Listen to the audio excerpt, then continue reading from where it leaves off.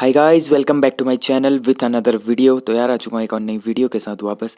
देखिए, जो हमारी हिंदी व्याकरण की सीरीज चल रही है उसको कंटिन्यू करते हुए आज हमारा जो अगला सेशन है इसमें हम लोग बात करेंगे अव्ययों की। ठीक है, अव्यय है, उपसर्ग है, प्रत्यय, ये सारे हम लोग पढ़ेंगे। तो देखिए, हम लोग बात करते हैं अव्ययों की। तो अव्ययों को इंग्लिश में ऐसे बोला जाता है इंडिसलिनेबल्स। तो देखिए, अव्यय होते क्या हैं? जिसमें व्यय विकार परिवर्तन ना हो उसे हम लोग क्या कहते हैं? अव्यय कहते हैं। यानी ऐसे शब्द जिनमें व्यय नहीं होता, विकार नहीं होता या परिवर्तन नहीं होता, इन्हें हम क्या कहते हैं? अव्यय कहते हैं। जो अव्यय है वो किससे बना है? अ प्लस व्यय से मिलकर बना है। ठीक है, अ प्लस व्यय से मिलकर बना है, जिसका अर्थ क्या होता है? व्यय ना हो, यानी ये खर्च नहीं होते। इन्हें अविकारी शब्द भी बोला जाता है। इनको क्या कहते हैं हम लोग? अविकारी शब्द भी कहते हैं। ऐसे शब्द जिनमें लिंग, वचन, पुरुष, कारक आदि के कारण कोई परिवर्तन नहीं होता उसे अव्यय कहते हैं। वो ऐसे शब्द होते हैं जिसके रूप में लिंग, वचन, कारक, काल आदि के कारण कोई भी परिवर्तन नहीं होता, उन्हें हम लोग अविकारी शब्द या अव्यय कहते हैं। जैसे क्यों, कब, जब, तब, आज, ऐसे जितने भी वर्ड थे ना, किंतु, परंतु, इसलिए, तो इनमें कभी भी हम लोग चाहे कोई भी काल हो, कोई भी कारक हो, कोई भी वचन हो, कोई भी लिंग हो, तो ये जो शब्द है ना इनमें परिवर्तन नहीं होगा। ठीक है, जैसे क्यों, एक वर्ड है ना क्यों।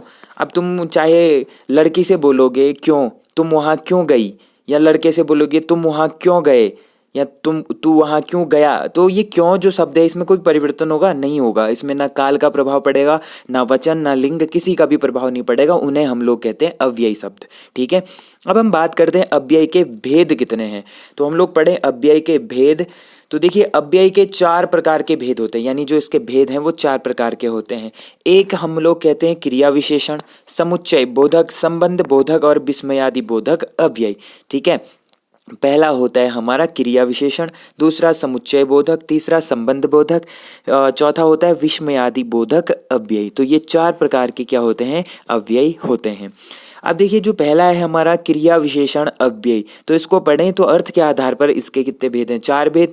जिसमें हमारा जो पहला है क्रिया विशेषण, जैसे आज, कब, इधर, किंतु, परंतु, जब, तब और अतः, इसलिए, ये सारे क्या हैं? ये क्रिया विशेषण के अंतर्गत आते हैं, ये सारे अव्यय। फिर देखिए, क्रिया विशेषण की बात करें तो अर्थ की दृष्टि से इसके भी 4 भेद होते हैं। नंबर 1 होता है स्थानवाचक, दूसरा कालवाचक, तीसरा परिमाणवाचक, चौथा रीतिवाचक। देखिए, जो हमारा पहला है स्थानवाचक, तो देखिए स्थानवाचक क्या होता है? स्थान या दिशा का जहाँ पर हमें बोध होगा वहाँ पर आएगा स्थानवाचक अव्यय। ठीक है, अब देखिए स्थानवाचक में जैसे यहाँ, तहाँ, कहाँ, वहाँ, जहाँ, आगे, पीछे, इससे हमें क्या पता चलेगा? स्थान का पता चल रहा है ना, स्थान का बोध हो रहा है या दिशा का बोध हो रहा है। तो यहाँ पर कौन सा होगा? अब स्थानवाचक होगा। इसके बाद जो दूसरा है कालवाचक। कालवाचक क्या होता है? समय संबंधी जो सूचना होती है इसकी जब हमें जानकारी मिलेगी उसे हम लोग कहेंगे कालवाचक। जैसे आज, कल, परसों। ठीक है, आज, कल, परसों, अभी, ये एक्स्ट्रा, ये सारे क्या होंगे? ये आएंगे कालवाचक के अंतर्गत। फिर आता है परिमाणवाचक। परिमाणवाचक क्या होता है? मात्रा या परिमाण का जहाँ पर बोध होता है वहाँ पर होगा परिमाणवाचक। जैसे बहुत, खूब, अत्यंत, जरा, थोड़ा, तो इस तरीके के जितने वर्ड होंगे ये परिमाणवाचक के अंतर्गत आएंगे। फिर है रीतिवाचक। रीतिवाचक होता क्या है? क्रिया होने की जो विधि होती है ना, कोई भी काम करने की जो विधि होती है उसको हम लोग रीतिवाचक कहते हैं। जैसे एग्जाम्पल, ऐसे, वैसे, कैसे, धीरे, अचानक, कम, अधिक, इतना, उतना, ये सब क्या होंगे? रीतिवाचक होंगे। ठीक है, रीतिवाचक में जैसे और धीरे धीरे, जल्दी जल्दी, ज्यों त्यों, ये भी संभव होते हैं इसमें। ठीक है, जैसे बोलते हैं ना संभव है कि वर्षा हो जाएगी, तो इसमें जो संभव वर्ड है ये भी क्या है? रीतिवाचक। इसके बाद हम लोग अगला पढ़ेंगे समुच्चय बोधक। तो समुच्चय बोधक क्या होता है? तो देखिए, समुच्चय बोधक के अंतर्गत हम लोग देखें तो 2 शब्दों, वाक्यांशों या वाक्यों को परस्पर जोड़ने वाले शब्द समुच्चय बोधक अव्यय कहते हैं। अब ये हमने इससे पहले क्रिया विशेषण अव्यय पढ़ा, अब दूसरा जो हम पढ़ रहे हैं समुच्चय बोधक अव्यय। तो 2 शब्दों, वाक्यांशों या वाक्यों को परस्पर जोड़ने वाले शब्दों को समुच्चय बोधक अव्यय कहते हैं। जैसे राम और श्याम दोनों भाई हैं। अब यहाँ पर एक वर्ड आया ना और, तो ये राम और श्याम को जोड़ रहा है, यानी दोनों भाई हैं तो राम और श्याम जो शब्द और शब्द को जोड़ रहा है यहाँ पर, तो ये समुच्चय बोधक अव्यय होगा। जैसे सच बोलना और किसी की परवाह न करना उसकी खासियत है, तो यहाँ पर जो वो और वर्ड आया ये अव्यय है। इसमें एक वाक्यांश है, सच बोलना एक वाक्यांश है, ठीक है, वाक्य है। दूसरा वाक्यांश क्या है, किसी की परवाह न करना उसकी खासियत है, तो ये दूसरा वाक्य था। तो ये दो वाक्यों को एक शब्द ने जोड़ा जिसे हम लोग और कहते हैं। फिर इसके बाद देखिए समुच्चय बोधक अव्यय के दो भेद होते हैं, यानी दो प्रकार का होता है। जो समुच्चय बोधक अव्यय होता है ये दो प्रकार का होता है, एक होता है समानाधिकरण, दूसरा होता है व्याधिकरण। अब इसमें जो समानाधिकरण है, समानाधिकरण समुच्चय बोधक जो अव्यय है इसके कितने भेद होंगे, इसके चार उपभेद होंगे। तो ये चार उपभेदों को हम लोग देखें तो पहला है हमारा संयोजक, ठीक है, पहला क्या है संयोजक। संयोजक क्या होता है, और व एवं तथा की, तो ये जो वर्ड होते हैं इनको हम लोग संयोजक कहते हैं। फिर आता है विभाजक, विभाजक क्या होते हैं, जैसे या व अथवा नहीं तो न, तो इस तरीके के जो वर्ड होते हैं इनको विभाजक कहते हैं। फिर आता है विरोध दर्शक, विरोध दर्शक क्या होते हैं, पर, परंतु, लेकिन, किंतु, मगर, बल्कि, तो ये सारे वर्ड होते हैं विरोध दर्शक समानाधिकरण के अंतर्गत। फिर होता है परिणाम दर्शक, ये परिमाण नहीं है, परिणाम दर्शक है, इसलिए, इस कारण, इस वास्ते, इसे, इससे, लिहाजा, सो, अतः, अतएव, तो ये जो होंगे ये परिणाम दर्शक होंगे, ठीक है, ये परिणाम दर्शक समानाधिकरण समुच्चय बोधक अव्यय होंगे। इसके बाद हम लोग दूसरा टाइप देखेंगे, तो ये है हमारा कौन सा, व्याधिकरण। अब देखिए व्याधिकरण क्या होता है, व्याधिकरण समुच्चय बोधक अव्यय के भी चार उपभेद होते हैं। इसके भी कितने उपभेद हैं, चार उपभेद हैं। पहला जो है ये इसको बोलते हैं कारणवाचक, पहला जो है इसको बोलते हैं कारणवाचक, जैसे क्योंकि, चूंकि, इसलिए, कि, किस, कारण, तो ये सब क्या आएंगे कारणवाचक के अंतर्गत। फिर आता है उद्देश्यवाचक, की, जो कि, ताकि, तो इस तरीके के, यद्यपि, इस तरीके के जो वर्ड होते हैं ये आते हैं व्याधिकरण समुच्चय बोधक अव्यय के अंतर्गत। फिर है संकेतवाचक, जो, तो, यदि, तो, यद्यपि, तथापि, तो इस तरीके के जो वर्ड होते हैं संकेतवाचक व्याधिकरण समुच्चय बोधक अव्यय के अंतर्गत आते हैं। फिर है स्वरूपवाचक, की, जो, जैसे, मानो, अर्थात, यानी, तो ये सब क्या होंगे व्याधिकरण यानी स्वरूपवाचक व्याधिकरण समुच्चय बोधक अव्यय के अंतर्गत आएंगे।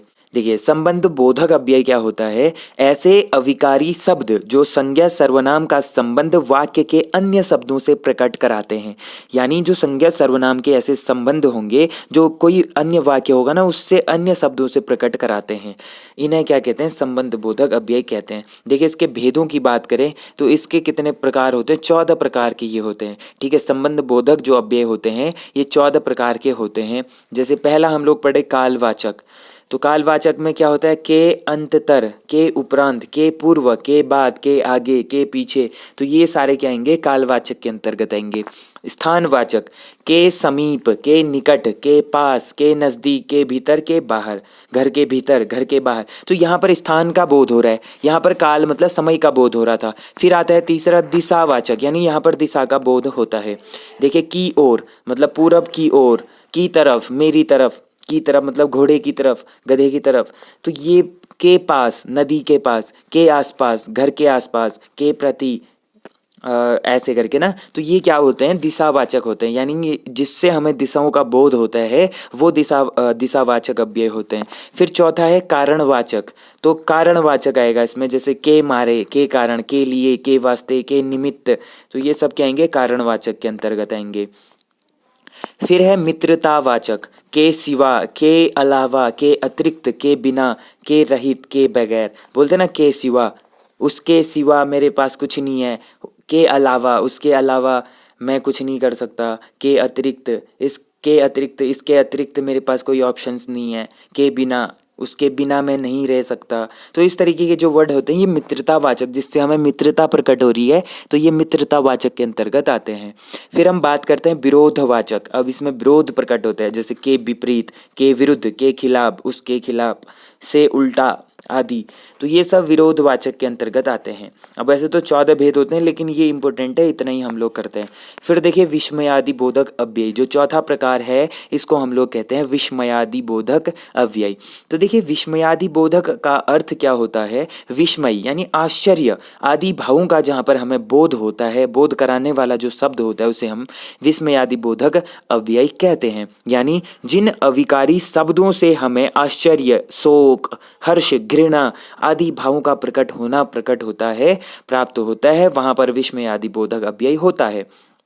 जैसे आहा कितना अच्छा था, वाह कितना सुंदर दृश्य है, वाह आप तो कमाल के आदमी हो। तो यहाँ पर आहा, वाह, वाह ऐसे वर्ड आ रहे हैं ना। ए, क्या, ओहो, है, वाह, आहा, धन्य, शाबाश, जय, हाय, आह, अह, उह, ऊ, काश, हाँ, जी हाँ, जी, ठीक, छी, हट, धिक, अरे, रे, री, भाई, अजी, हे, अहो। तो ये इस तरीके की जितने भी वर्ड्स होते हैं ना, ये सारे विस्मयादि बोधक अव्यय के अंतर्गत आते हैं। इसमें हम लोगों को हर्ष, शोक, आश्चर्य, घृणा, ये आदि भावों का क्या होता है, यहाँ पर आदि भाव हमारे प्रकट होते हैं, तो इन्हें कहते हैं विस्मयादि बोधक अव्यय। अब देखिए इसके भी कुछ उपभेद होते हैं, इनको हम लोग देखते हैं। ठीक है, अब यहाँ पर मैंने इंक्लूड नहीं करा, मैं ऐसे ही बता देता हूँ। देखिए पहला होता है हर्षबोधक। हर्षबोधक क्या होता है? हर्षबोधक। अब देखिए हर्षबोधक के अंतर्गत क्या आते हैं, जिससे जिससे आपको हर्ष उल्लास होता है, जैसे वाह वाह, धन्य धन्य, शाबाश, बहुत अच्छा। तो ये क्या आएंगे? हर्षबोधक के अंतर्गत। दूसरा होता है शोक बोधक। क्या होता है? शोक बोधक। अब देखिए शोक बोधक के अंतर्गत क्या आएंगे? हाय, हे राम, उफ। तो ये वर्ड क्या आएंगे? शोक बोधक के अंतर्गत आएंगे। तीसरा आता है हमारा आश्चर्य बोधक। तीसरा क्या आता है? आश्चर्य बोधक। आश्चर्य बोधक में क्या, अरे, हैं, तो ये इस तरीके के जो वर्ड आते हैं ना, ये इससे हमें आश्चर्य प्रकट हो रहा है, तो ये होंगे आश्चर्य बोधक। इसके बाद जो चौथा टाइप है, इसको हम लोग कहते हैं स्वीकृति। क्या कहते हैं? स्वीकृति। तो स्वीकृति बोधक में क्या क्या आएंगे? जैसे जी हाँ, जो मैंने यहीं पे लिखा होगा, ये जी हाँ, अच्छा, अच्छा, ठीक है। तो ये इस तरीके के जो वर्ड हैं ये आएंगे हमारे किस में? स्वीकृति बोधक। फिर पांचवा जो टाइप है, इसको हम लोग कहते हैं अनुमोदन। क्या कहते हैं? अनुमोदन बोधक।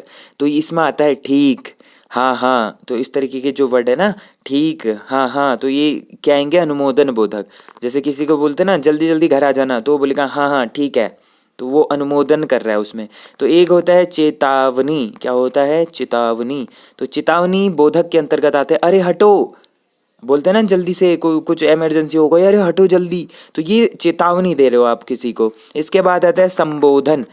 सातवां नंबर क्या आता है? संबोधन बोधक। अब इसके अंतर्गत क्या आता है? अरे, अजी, रे, सुन, बोलते हैं ना ऐसे, अजी सुनते हो, तो किसी को संबोधन कर रहे हैं हम यहाँ पे।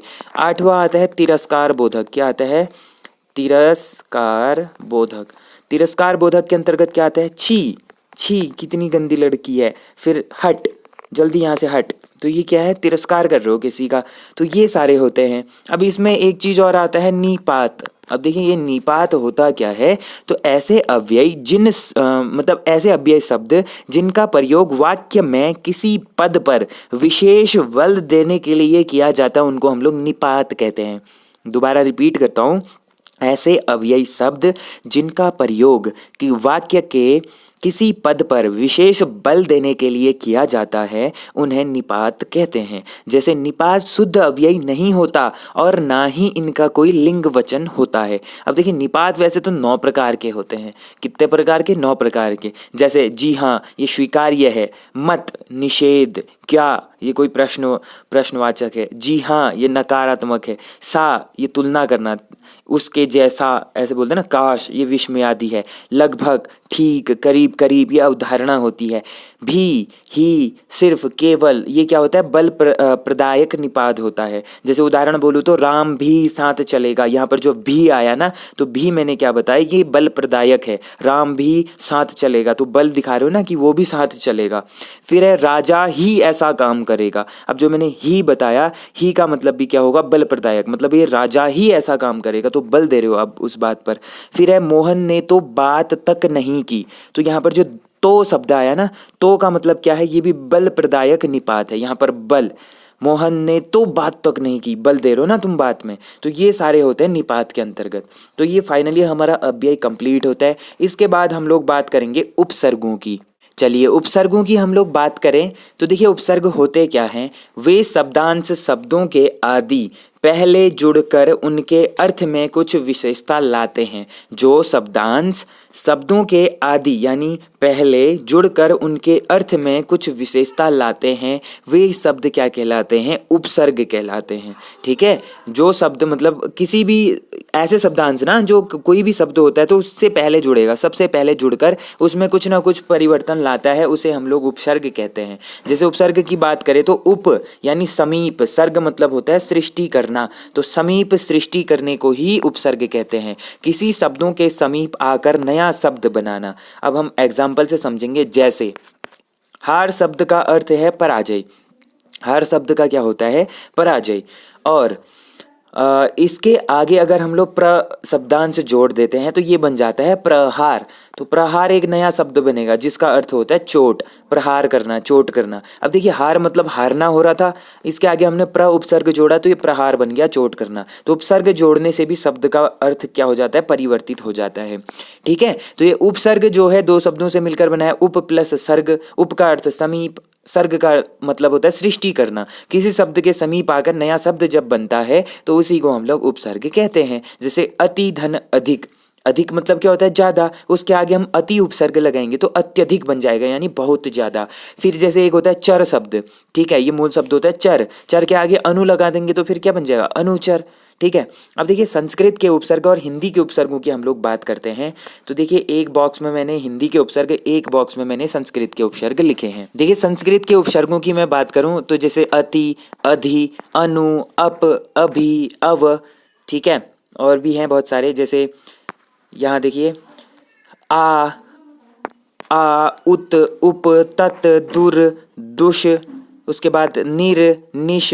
ठीक है, तो ये सारे क्या हैं? संस्कृत के उपसर्ग हैं। और भी हैं, जैसे हम लोग ऐसे देख सकते हैं, यहाँ पर देखिए नि, परा, परि, प्र, प्रति, वि, सम, सु। तो ये सारे उपसर्ग किसके हैं? संस्कृत के उपसर्ग हैं। जैसे अति से बात करें तो अति से अत्यंत बनता है।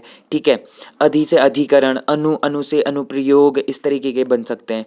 अरबी फारसी के भी कुछ होते हैं जैसे अल, ब, कम, बा, खुश, ला, गैर, सर, ना, हम, दर, हर। ये सब क्या हैं? अरबी फारसी के उपसर्ग हैं। अंग्रेजी की बात करें तो अंग्रेजी में भी जैसे सब, deputy, vice, head, general, chief, ये सब क्या होते हैं? अंग्रेजी के होते हैं। अब जैसे हिंदी की बात करें हम लोग, हिंदी के उपसर्गों की हम लोग बात करें तो जैसे अ से क्या बनता है? अछूता, अटल, अन, अनमोल, अनपढ़, क, कपूत, कचोट, कुह, कुचाल, कुचक्र, दुह, दुबला, दुधारू, निह, निडर, निकम्मा, औ या अव, अवसर, अवसान। ठीक है, फिर जैसे है भर, भरपेट, भरमार, सु, सुजान, सुफल।